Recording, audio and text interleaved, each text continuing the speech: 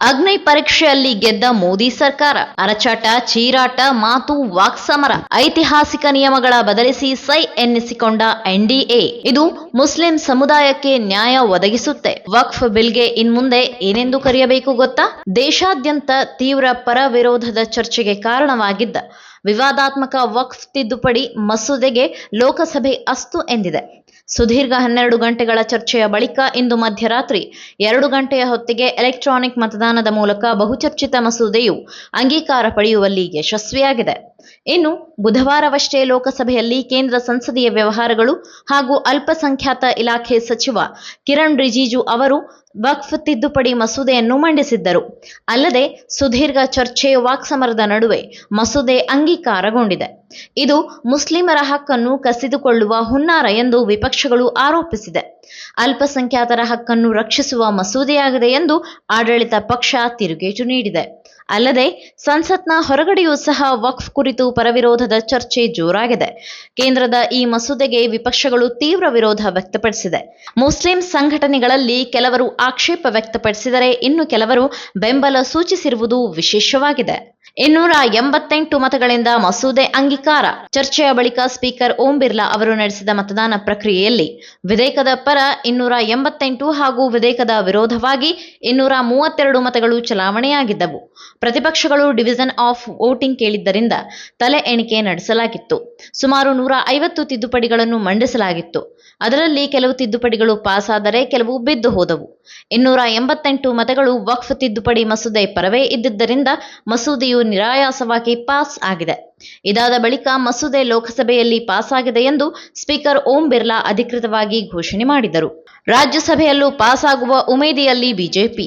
ಯಾವುದೇ ತೊಂದರೆ ಇಲ್ಲದೆ ಅಂದುಕೊಂಡ ಗುರಿ ಸಾಧನೆ ಮಾಡುವ ಮೂಲಕ ಸಂತಸದ ಅಲೆಯಲ್ಲಿ ತೇಲಾಡುತ್ತಿರುವ ಬಿಜೆಪಿಯು ದೇಶದಾದ್ಯಂತ ಸಿಹಿ ಹಂಚಿ ಸಂಭ್ರಮಿಸುತ್ತಿದೆ.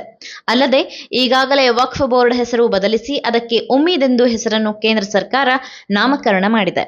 ಇದೀಗ ಇಂದು ರಾಜ್ಯಸಭೆಯಲ್ಲಿಯೂ ಇದೇ ರೀತಿಯಾಗಿ ಅನಾಯಾಸವಾಗಿ ಈ ಮಸೂದೆಯು ಪಾಸ್ ಆಗುವ ಉಮೇದಿಯಲ್ಲಿ ಬಿಜೆಪಿ ಇದೆ. ಅಂದಹಾಗೆ ರಾಜ್ಯಸಭೆಯಲ್ಲಿಯೂ ಈ ಕುರಿತು ಪರವಿರೋಧದ ಚರ್ಚೆಗಳ ವಾಗ್ಯುದ್ಧ ನಡೆಯುತ್ತಿದೆ. ಅದರಲ್ಲಿ ಇಂಡಿಯಾ ಮೈತ್ರಿಕೂಟ ಅದಕ್ಕೆ ಪ್ರಬಲ ವಿರೋಧ ವ್ಯಕ್ತಪಡಿಸುತ್ತಿದೆ. ಆದರೆ ಮೇಲ್ಮನೆಯಲ್ಲಿರುವ ಪಕ್ಷಗಳ ಬಲಾಬಲವನ್ನು ನೋಡಿದಾಗ ಅದು ಕೇವಲ ಸಾಂಕೇತಿಕವಾದ ವಿರೋಧ ಎನ್ನಬಹುದಾಗಿದೆ. ಅಲ್ಲದೆ 245 ಸದಸ್ಯರಿರುವ ರಾಜ್ಯಸಭೆಯಲ್ಲಿ ಸದ್ಯ 9 ಸ್ಥಾನಗಳು ಖಾಲಿ ಉಳಿದಿವೆ. ಹೀಗಾಗಿ ಪ್ರಸ್ತುತ 236 ಸದಸ್ಯರಲ್ಲಿ 126 ಬಲವನ್ನು ಆಡಳಿತಾರೂಢ ಎನ್ಡಿಎ ಹೊಂದಿದೆ. ಅಂದಹಾಗೆ ಈ ಮಸೂದೆಯು ಅಂಗೀಕಾರವಾಗಲು 118 ಮತಗಳ ಅಗತ್ಯವಿದೆ. ಅಲ್ಲಿಗೆ ರಾಜ್ಯಸಭೆಯಲ್ಲಿಯೂ ಸಹ ಈ ಬಿಲ್ ಪಾಸ್ ಆಗುವುದು ಸ್ಪಷ್ಟವಾಗುತ್ತಿದೆ. 111 ಸದಸ್ಯ ಬಲದ ಇಂಡಿಯಾ ಮೈತ್ರಿಕೂಟವು ಎಷ್ಟೇ ವಿರೋಧ ಮಾಡಿದರೂ ಸಹ ಅದು ಫಲ ನೀಡದು ಎನ್ನುವುದು ಬಿಜೆಪಿಯ ಲೆಕ್ಕಾಚಾರವಾಗಿದೆ. ಇನ್ನು ಇಲ್ಲಿಯೂ ಸಹ 8 ಗಂಟೆಗಳ ಕಾಲ ಚರ್ಚೆಗೆ ಅವಕಾಶ ಇರಲಿದೆ. ಬಳಿಕ ಮತದಾನ ನಡೆಯಲಿದೆ. ರಾಷ್ಟ್ರಪತಿ ಅಂಕಿತ ಬಳಿಕ ಕಾಯ್ದೆ ರೂಪಕ್ಕೆ. ರಾಜ್ಯಸಭೆಯಲ್ಲಿಯೂ ಬಿಲ್ ಪಾಸ್ ಆದ ಬಳಿಕ ಮುಂದೇನು ಎನ್ನುವುದು ನೋಡಿದಾಗ ಲೋಕಸಭೆಯಲ್ಲಿ ಚರ್ಚೆ ನಡೆದಿದ್ದು ಅಂಗೀಕಾರವಾಗಿದೆ. ಮಸೂದೆ ಅಂಗೀಕಾರವಾದರೆ ಸಂಸತ್ತಿನ 2 ಸದನಗಳ ಅನುಮೋದನೆ ಪಡೆದಂತಾಗಲಿದೆ ಹಾಗೂ ರಾಷ್ಟ್ರಪತಿಗಳ ಸಹಿಗೆ ರವಾನೆ ಆಗಲಿದೆ. ರಾಷ್ಟ್ರಪತಿಗಳು ಸಹಿ ಹಾಕಿದ ಬಳಿಕ ಮಸೂದೆಗೆ ಕಾನೂನಿನ ರೂಪ ಸಿಗಲಿದೆ. 1995ರಲ್ಲಿ ವಕ್ಫ್ ಕಾಯ್ದೆಗೆ ಮೊದಲ ತಿದ್ದುಪಡಿ ಮಾಡಲಾಯಿತು. 2013ರಲ್ಲಿ ಕಾಯ್ದೆಗೆ 2ನೇ ತಿದ್ದುಪಡಿ ತರಲಾಯಿತು.